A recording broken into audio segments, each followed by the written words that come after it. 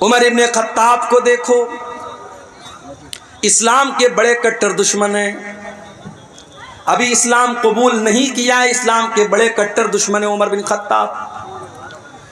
ایک دن خانے کعبہ کے پاس سے گزر رہے ہیں، اللہ کے پیارے نبی قرآن کی تلاوت کر رہے ہیں، عمر فاروق کے کانوں میں قرآن کی آیت پہنچتی ہے، عمر فاروق کے دل میں خیال آتا ہے اتنی اچھی کتاب ہے، اتنا اچھا کلام ہے، یہ ضرور کسی شاعر کی شاعری ہے، یہ ضرور کوئی پوئٹری ہے، کوئی کویتا ہے، کوئی شاعری ہے۔ شاعری پسند ہے نا آپ کو؟ ہمارے مئو سے اسید نام کا یہ بچہ آیا ہے، کیوں آیا ہے بھئی؟ آپ کو نعتیں سنا رہا ہے، حمد سنا رہا ہے، کلام سنا رہا ہے، شاعری پسند ہے آپ کو؟ پچھلے سال ایک پروگرام میں آیا تھا، کہیں پر عدنان پرتاپ گڑھی کو میں نے دیکھا، ان کو بلایا گیا، چھوٹا سا بچہ ہے، اس کو بلایا جا رہا ہے، سفیان کو بلایا جا رہا ہے۔ شاعری پسند ہوتی ہے انسان کو، شاعری میں ایک اٹریکشن ہوتا ہے۔ عمر فاروق نے قرآن کو سنا، قرآن اچھا لگا، قرآن دل کو بھایا، قرآن نے دل کو آکرشت کیا۔ عمر ابن خطاب نے کہا کہ ضرور یہ کسی شاعر کی شاعری ہے۔ ابھی عمر ابن خطاب کے دل میں یہ خیال آیا تھا، اللہ کے نبی نے قرآن کی آیت پڑھی، وَمَا هُوَ بِقَوْلِ شَاعِرٍ قَلِيلًا مَا تُؤْمِنُونَ۔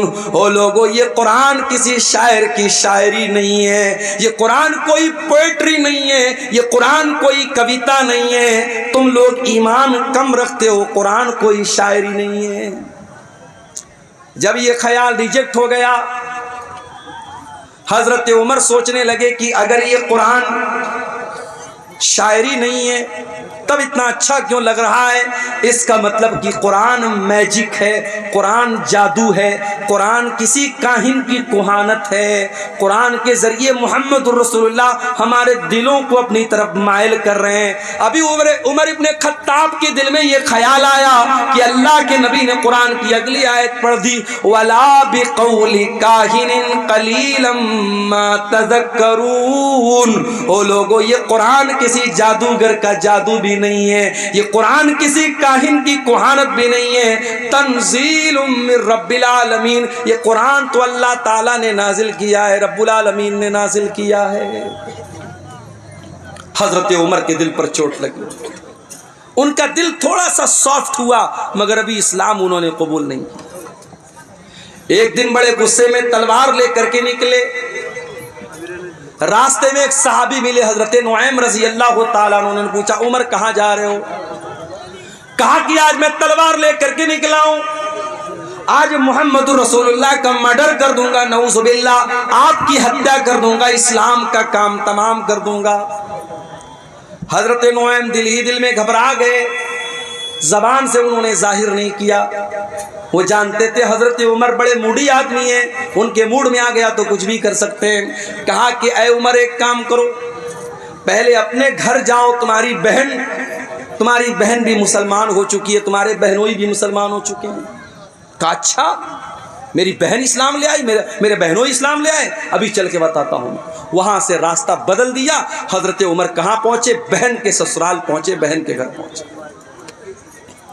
اندر بہنوئی قرآن کی تلاوت کر رہے تھے، قرآن پڑھ رہے تھے، حضرت خباب رضی اللہ تعالیٰ عنہ ان کو قرآن پڑھا رہے تھے۔ حضرت عمر نے دروازہ کھٹکھٹایا، بہنوئی نے اندر سے پوچھا کون؟ کہا کہ میں عمر ابن خطاب۔ جلدی سے قرآن کو چھپایا گیا، دروازے کو کھولا گیا، حضرت عمر نے کہا مجھے پتہ لگا ہے تو نے اسلام تو قبول کر لیا ہے، میری بہن، اتنا غلط کام تم نے کیسے کر دیا؟ اتنا کہنے کے بعد اپنی بہن کو مارنے لگے، بہنوئی بچانے کے لیے آئے، بہنوئی کو بھی مارنے لگے۔ حضرت خباب تو ایک کونے میں چھپے ہوئے تھے، بہنوئی بھی لہو لہان، بہن بھی لہو لہان۔ بہن نے کہا کہ اے عمر، کان کھول کر کے سن لے، جتنا مارنا ہے مار لے، جتنا ستم کرنا ہے ستم کر لے۔ اے عمر، اب اسلام ہمارے دل کے اندر داخل ہو چکا ہے، اب تو اسلام کو ہمارے دل سے نہیں نکال سکتا۔ حضرت عمر سوچنے پر مجبور ہو گئے کہ وہ بہن جو کل تک اپنے بھائی کی آنکھوں سے آنکھیں ملا کر کے بھی باتیں نہیں کرتی تھی، آج کتنے دھڑلے سے میری باتوں کا جواب دے رہی ہے، اتنی ہمت میری بہن کے اندر کہاں سے پیدا ہو گئی؟ کہا اچھا بہنا یہ بتا، وہ جو تو کلام پڑھ رہی تھی، قرآن پڑھ رہی تھی، کیا میں بھی پڑھ سکتا ہوں؟ کہا نہیں تم نہیں پڑھ سکتے، تم ناپاک ہو، جاؤ پہلے غسل کر کے آؤ۔ حضرت عمر نے غسل کیا، پاک صاف ہو کر کے آئے، قرآن ان کے سامنے رکھ دیا گیا اور قرآن کی سورہ طٰہٰ کی آیتیں انہوں نے پڑھی۔ طٰہٰ ما انزلنا علیک القرآن لتشقی الا تذکرۃ لمن یخشی۔ حضرت عمر پڑھتے چلے جا رہے ہیں، قرآن کی آیتوں کو پڑھتے چلے جا رہے ہیں، اور ان کے سینے میں جو دل تھا وہ اسلام کی طرف مائل ہوتا چلا جا رہا ہے۔ جب تلاوت ختم کر چکے، کہا کہ اے میری بہنا یہ اللہ کا کلام ہے، میں بھی اس پر ایمان لانا چاہتا ہوں، میں بھی اسلام قبول کرنا چاہتا ہوں، میں بھی مسلمان ہونا چاہتا ہوں۔ حضرت سعید بن زید ان کے بہنوئی تھے، ان کو لے کر کے دار ارقم میں پہنچے، جہاں اللہ کے نبی اپنے صحابہ کو لے کر کے چھپے رہتے تھے اور اسلام کی وہیں پر تبلیغ کرتے تھے۔ دار ارقم میں پہنچ کر کے حضرت عمر نے دروازہ کھٹکھٹایا، اندر سے پوچھا گیا کون؟ کہا کہ میں عمر بن خطاب ہوں۔ اندر صحابہ کرام ڈر گئے کہ ارے عمر آئے، پتہ نہیں کیا ارادہ لے کے آئے۔ حضرت حمزہ بھی اسلام لا چکے تھے، انہوں نے کہا کوئی بات نہیں، آنے دو، اچھے مقصد کے تحت آیا ہے تو اچھی بات ہے، برے مقصد کے تحت آیا ہے تو اسی کی تلوار سے اس کو ختم کر دوں گا، آنے دو۔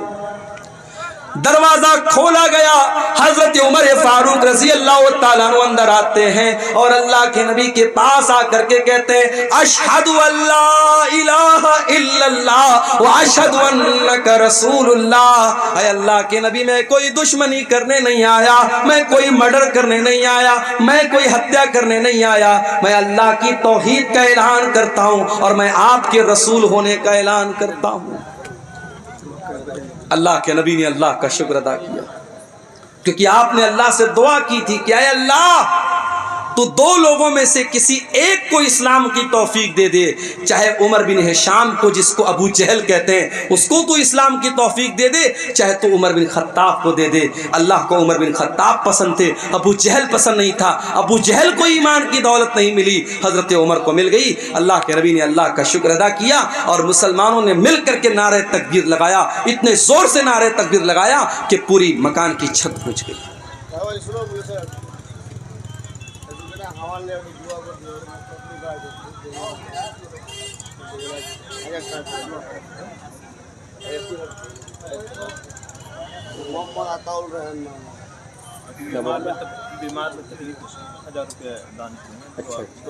کیا نام ہے؟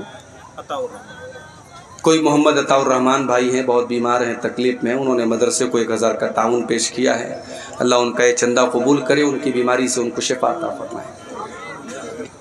تو قرآن کریم میرے بھائیوں حضرت عمر فاروق کے دل کو بدلنے میں کامیاب ہو گیا۔ وہی قرآن ہمارے پاس موجود ہے، یہ قرآن ہمارے اوپر کیوں اثر نہیں ڈال رہا؟ نمازوں میں قرآن پڑھا جا رہا ہے، تراویح میں قرآن پڑھا جا رہا ہے، تقریروں میں قرآن پڑھا جا رہا ہے، جمعہ کے خطبوں میں قرآن پڑھا جا رہا ہے، مگر دل کے اوپر کوئی اثر نہیں ہو رہا ہے۔ آؤ میں جواب دیتا ہوں، قرآن کا پہلا پارہ کھولو، اللہ فرماتا ہے ثم قست قلوبکم من بعد ذالک فہی کالحجارۃ او اشد قسوا۔ اے یہودیو تم نے اتنے گناہ کیے، اتنے اللہ کو ناراض کرنے والے کام کیے کہ تمہارے دل کٹھور ہو گئے، تمہارے دل سخت ہو گئے، اتنے سخت ہو گئے فَهِيَ كَالْحِجَارَةِ أَوْ أَشَدُّ قَسْوَةً، تمہارے دل پتھروں کے جیسے کٹھور ہو گئے، پتھروں سے زیادہ سخت ہو گئے تمہارے دل کٹھور ہو گئے ہمارے۔ اس دل پر اب قرآن کا کوئی اثر نہیں ہو رہا ہے میرے۔ اس قرآن کو سن کر کے ڈاکو لوگ ایمان لے آتے تھے۔ فضیل ابن عیاض نام کا ایک ڈاکو جس کا کام لوگوں کے مکان کی چھتوں پہ جا کر کے چھاپا مارنا اور ڈاکہ ڈالنا ہے، فضیل ابن عیاض ڈاکہ ڈالنے کے لیے ایک مکان کی چھت پہ کودتا ہے، رات کا سناٹا ہے، رات کا ٹائم ہے، فضیل ابن عیاض ڈاکہ ڈالنے گیا ہے، چوری کرنے گیا ہے، مال ہڑپنے گیا ہے، وہ رات کے سناٹے میں کوئی اللہ کا بندہ قرآن کی تلاوت کر رہا تھا اور قرآن کی یہ آیت فضیل ابن عیاض کے کانوں میں پڑ جاتی ہے، الم یان للذین آمنوا ان تخشع قلوبہم لذکر اللہ، کیا ایمان والوں کے لیے ابھی وہ سمے نہیں آیا، وہ ٹائم نہیں آیا، وہ وقت نہیں آیا جب ایمان والوں کے دل اللہ کا کلام سن کر کے پگھل جائیں؟ جب یہ آیت سنی فضیل ابن عیاض نے، فوراً اس کے دل پر اثر ہوا، ڈاکو ہے، چور ہے، ڈاکہ ڈال کے اپنا خرچہ چلاتا ہے، قرآن کی آیت سنی، ڈائریکٹ دل پر اثر ہوا، اس نے کہا نہیں ہے اللہ، ٹائم آ چکا ہے، ٹائم آ چکا ہے اللہ، میں توبہ کرتا ہوں تیری بارگاہ میں، آج کے بعد چوری نہیں کروں گا، آج کے بعد ڈاکہ نہیں ڈالوں گا۔ اور چشم فلک نے وہ منظر بھی دیکھا، فضیل ابن عیاض نے اتنی سچی توبہ کی، کل تک جو ڈاکہ ڈالا کرتا تھا، جو چوری کیا کرتا تھا، جو دوسروں کی بہو بیٹیوں کو غلط نظر سے دیکھا کرتا تھا، آج اللہ کا اتنا نیک بندہ ہو گیا کہ دن رات 24 گھنٹے وہ خانے کعبہ کے پاس رہنے لگا، اللہ کے گھر میں رہنے لگا، اتنا بڑا عابد، اتنا بڑا زاہد بن گیا، اتنا بڑا عبادت گزار بن گیا۔ قرآن تو وہی ہے میرے بھائی، دل بدل گئے ہمارے، نیتیں بدل گئی ہماری۔ قرآن کے اندر جو اثر 1400 سال پہلے تھا وہ اثر آج بھی ہے، شرط یہ ہے کہ ہم اپنے دل کو تھوڑا سافٹ کریں اور قرآن کو پڑھنے کی کوشش کریں۔ صحابہ کرام نے اس قرآن کو حاصل کرنے کے لیے بڑی قربانی دی تھی۔ ایک صحابی ہے جن کا نام عمر بن سلمہ ہے، بخاری کی روایت آپ کو پڑھ کے سنا رہا ہوں۔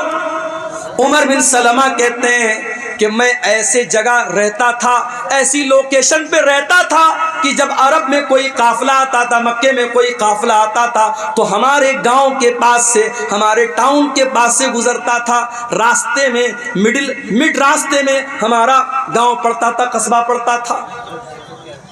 حضرت عمر بن سلمہ کہتے ہیں ہمیں معلوم ہوا کہ مکے میں ایک رسول آئے، ہم نے اس رسول کے بارے میں لوگوں سے ڈیٹیل پوچھی، لوگوں نے ڈیٹیل بتائی، میں نے پوچھا وہ نبی کیا پڑھ کے سناتے ہیں، تو لوگوں نے قرآن کی آیتیں پڑھ کے سنائی۔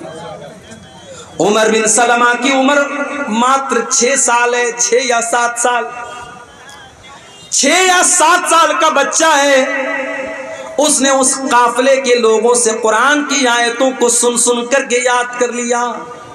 اچھا یہ بھی اللہ کی بڑی عجیب قدرت ہے، دنیا کی کوئی اور کتاب 5-6 سال کا بچہ یاد نہیں کر پاتا ہے۔